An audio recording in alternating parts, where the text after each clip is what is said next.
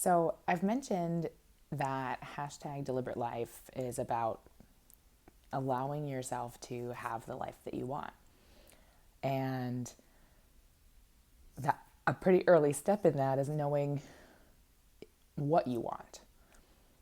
And that's not always an easy thing to know, especially when we have, many of us have spent a lot of our lives seeking things that would allow us to be accepted by the people we love, by society, whether that's going after a particular career path, making particular life choices and milestones, or any number of things we might do thinking we want it, but it's actually something that someone else wants.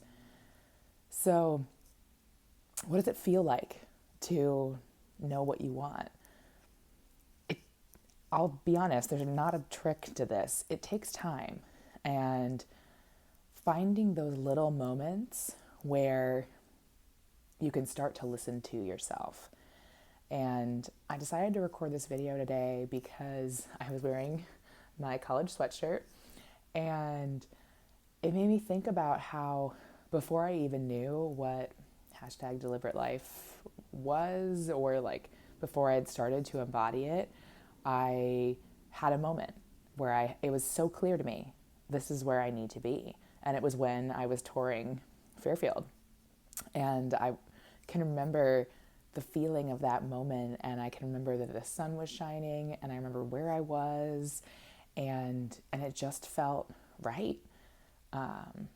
Like I basically stopped my college search at that point. I mean, I still finished some applications and whatnot, and I got into better schools, right?